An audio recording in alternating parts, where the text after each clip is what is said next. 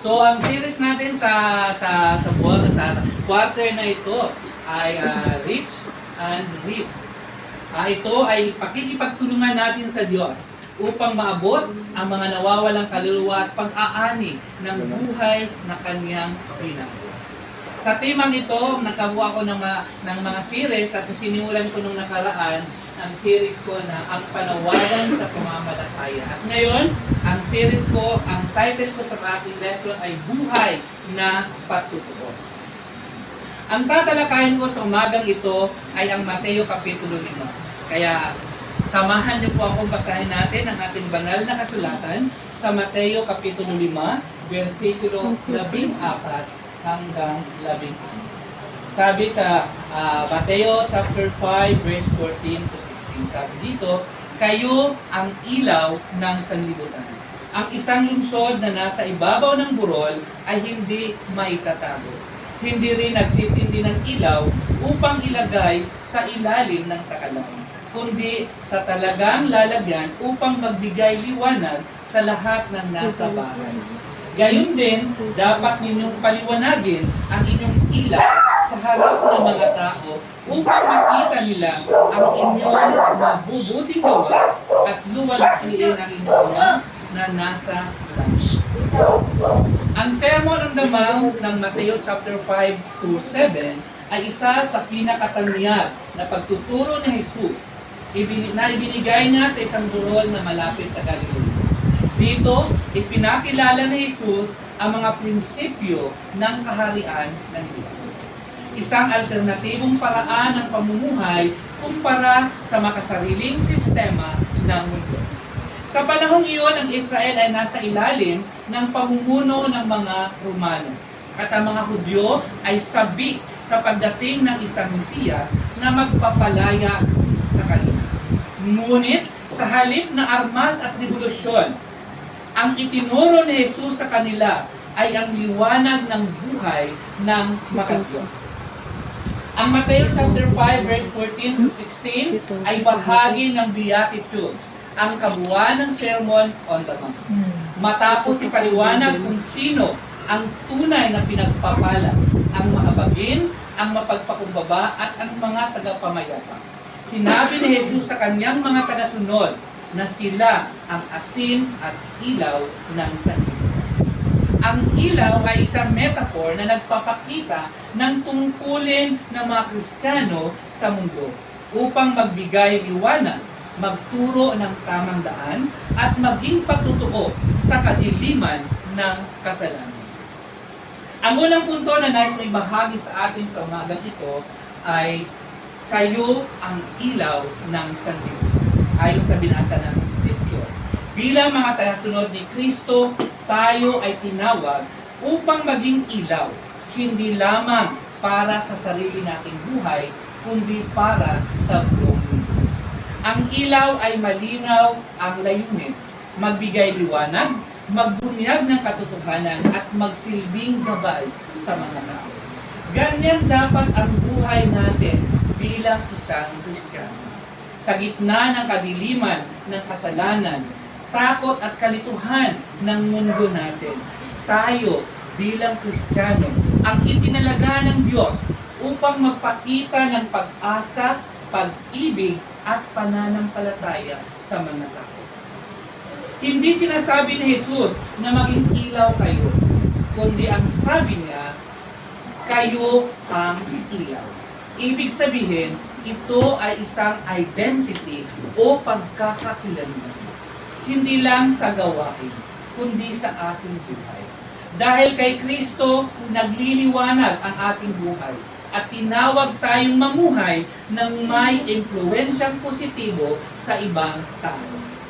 Ang ilaw ay hindi lamang pampakita, ito ay pangliwanag. Tayo bilang Kristiyano ay hindi lang tagapakinig, kundi tagapagdala ng presensya at karakter ni Jesus. Hindi natin sariling liwanag ang ating tinatagday, kundi tayo ay refleksyon lamang ng liwanag ni Kristo. Ayon sa sinasabi sa Juan Kapitulo 8, versikulo 12. Sabi dyan, Muling nagsalita si Jesus sa mga tao. Sinabi niya, "Ako ang ilaw ng sanlibutan. Ang sumusunod sa akin ay magkakaroon ng ilaw sa kanyang buhay at di nalalakad sa kalilimutan." Kaya ang ating buhay ay dapat magsilbing mensahe sa iba. Ang pagiging ilaw ng sanlibutan ay hindi papuri para sa atin, kundi paalala sa ating misyon at pagkakakilanlan bilang Kristiyano sa ating relasyon kay Kristo. Sa pamamagitan ng ating buhay, dapat makilala at mapapurihan ng Diyos ayon sa sinasabi sa Mateo chapter 5 verse 16. Sabi diyan, "Gayon din naman, dapat ninyong paliwanagin ang inyong ilaw sa harap ng mga tao upang makita nila ang inyong mabubuting gawa at papurihan ang inyong Ama na nasa langit." Ang liwanag natin sa ating buhay bilang isang Kristiyano ay ang ebidensya ng presensya ng Diyos sa ating buhay. Kaya dapat bilang isang Kristiyano tayo ay lumakad sa liwanag na ayon na binigay ng Diyos sa atin. Pangalawa na kong ibahagi ay ang lungsod sa burol ay hindi maitatago. Ang Kristiyanong buhay ay hindi pribado. Sabi, hindi private life. Para tayong artista, hindi private life ang buhay natin. Dahil ang tunay na pananampalataya ay laging maepekto sa iba, lalo na sa paraan ng ating pamumuhay. Ang simbahan o ang bawat Kristiyano ay parang lungsod sa burol. Nakikita, sinusuri, ginagaya. Kaya ipinapakita ng talatang ating binasa ang mahalagang papel natin bilang tagasunod ni Kristo sa mundong ito. Ipinapakita dito na gaya ng isang lungsod na nasa mataas na burol, nakikita at natatanaw. Sabi nga dyan, ayan, dapat ganun daw tayo bilang isang Kristiyano. Nakikita ang ating pamumuhay, maliwanag at nagpapahayag ng liwanag ni Kristo. Sa panahon noon, ang mga syudad ay itinatayo sa ibabaw ng burol. Dahil ang dahilan doon para sa proteksyon nila, para hindi sila madaling masako, hindi sila madaling mapuntahan. At para makikita agad ng mga manlalakbay kung nasaan ang syudad na pupuntahan nila. Gabi man o araw, nakikita ito mula sa malayo. Dahil ang ilaw ng apoy at sa loob ng syudad na ito ay natatanaw kahit sa malayo. Kaya sinasabi ni Jesus, kung ikaw ay tunay o kung tayo ay tunay na tagasunod ni Kristo, hindi natin itinatago ang liwanag na meron tayo. Dapat natin itong ipamalas, dapat natong ibahagi sa iba, dahil yan ang tungkulin natin bilang isang Kristiyano. Kailangan ipamahagi natin ang ating relasyon sa Diyos at makita ng mga tao ang tamang gabay patungo sa Diyos. Pangatlo na nais kong ibahagi, hindi itinatago ang ilaw. Ang tunay na ilaw ay hindi itinatago. Ito ay ipinapakita. Sa bahay, lalo pag brownout, hindi mo naman ilalagay sa ilalim ng tukador ang ilaw. Ilalagay mo siya sa tamang lalagyan para yung buong bahay ay maliliwanag. Gaya ng ilaw, tayo bilang mga Kristiyano ay isinindi upang maliwanagan ang buong buhay natin at ang buhay ng mga tao na nasa paligid natin. Ang buhay ng isang Kristiyano ay hindi dapat itinatago o ikinahihiya. Ito'y dapat makita, madama at magbigay gabay sa ibang tao. Kapag tayo ay may pananampalataya kay Kristo, may liwanag tayong hindi dapat nating ikubli, hindi dapat nating itago. Ang mundo na puno ng kadiliman, kasalanan, pagkalito at takot ay nangangailangan ng liwanag na mga taong may Kristo sa kanilang puso.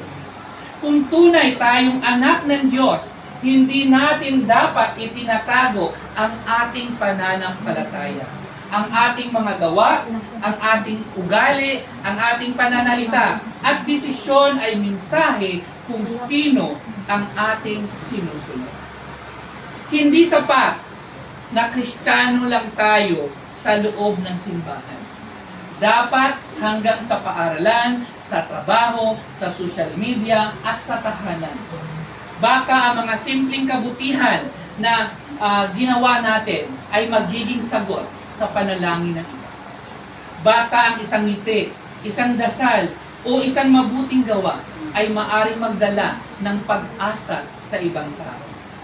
Hindi tayo tinawag upang maging tagasunod ni Kristo sa lihim lamang, kundi tayo ay tinawag upang maging saksi sa buong mundo kung ano ang ginawa ni Kristo sa buhay natin. Tulad halimbawa sa isang kwento na isang estudyanteng Kristiyano sa isang public school. Hindi masyadong nagsasalita siya tungkol sa kanyang pananampalataya. Ngunit sa araw-araw na ginagawa niyang kabaitan, respeto sa guro, at pagtulong sa mga kaklase at sa mga tao na nakakasalamuhan niya, napansin siya ng ibang tao. Isang araw, may kaklase siyang lumapit sa kanya at tinanong siya, "Bakit iba ka? Parang ang gaan mong kasama. Kahit may problema ka, pero parang malakas ka." Ang sagot ng estudyante, "Dahil kay Jesus. Siya ang liwanag." Ang kanyang buhay ang naging sermon ng walang pulpito. Ang testimonya niya na walang mikropono. Kapatid, tayo ba? Ganito ba ang buhay? Nakikita ba ng iba ang liwanag ng ating buhay? Ma-differentiate ba ng mga tao na nakakasalamuhan natin sa araw-araw na tayo ay Kristiyano? Sa trabaho man, sa bahay, sa mga nakakasalamuhan natin sa paligid. Ma-differentiate ba nila na kakaiba? Dahil may iba kang paniniwala. Dahil may relasyon ka kay Kristo. Ako gusto ko i-lift up ang mga manalo, di ba? Ayan. Dahil, di ba, yung buhay nila kung paano sila nagbigay ng liwanag sa pamilya nila. Diba? Dahil ngayon, nagsa-study na yung mother ni Mark, yung kanyang bayaw, di ba? After kay Dean at saka kay Monique, di ba? Talagang makita natin how they shine. Paano nila pinakita yung liwanag sa kanilang pamilya. Para yung karamihan sa kanilang pamilya ay makilala sila. At yun ang isang bagay na sa atin bilang isang Kristiyano. Paano tayo nagbigay ng liwanag, lalong-lalo na sa ating pamilya. At syempre yung mga villa naman.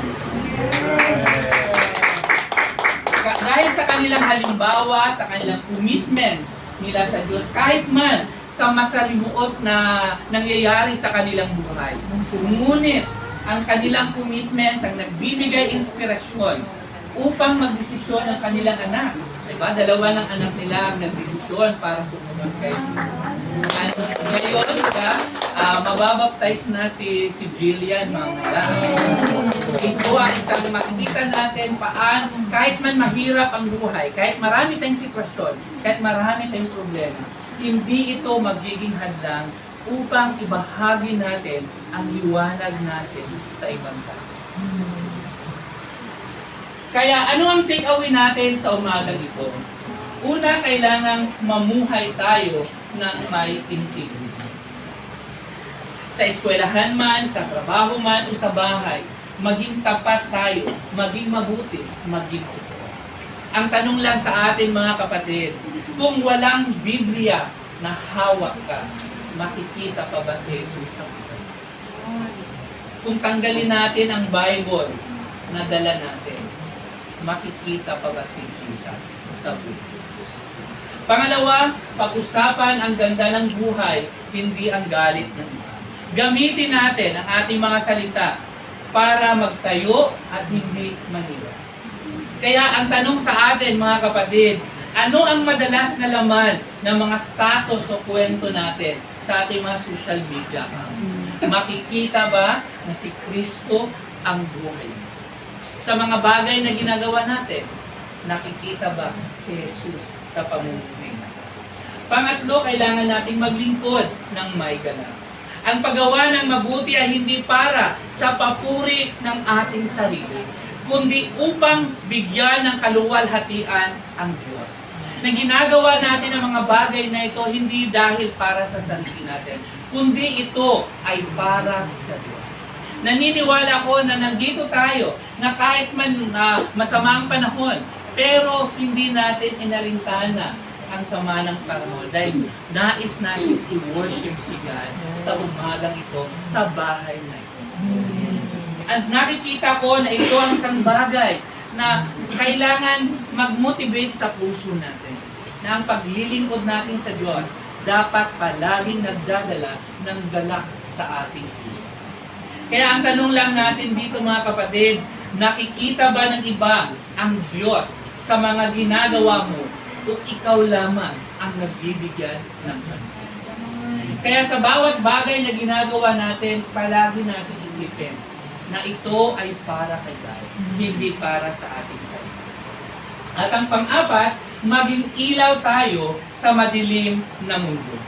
Minsan sa pamilya natin, sa barkada, sa mga kaibigan, o sa komunidad kung saan tayo naroon. Minsan, tayo lang ang Kristiyano. At minsan, hindi natin maiwasan na matakot tayo dahil baka kung ano ang sabihin nila na kakaiba ang pinaniniwalaan.